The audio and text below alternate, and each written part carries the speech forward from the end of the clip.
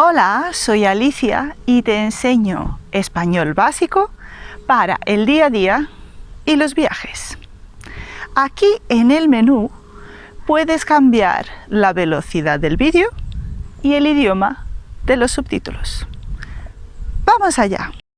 Hola, en este vídeo de español para extranjeros te voy a enseñar cómo puedes indicar tu objetivo, tu motivación para aprender español. Utilizarás la siguiente estructura.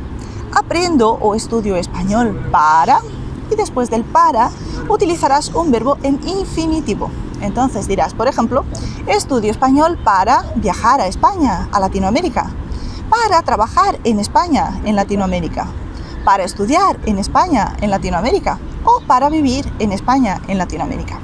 También puedes decir, aprendo español para charlar con mis amigos o estudio español para charlar con mi familia. También puedes decir, aprendo español para charlar con mi pareja o con la familia de mi pareja.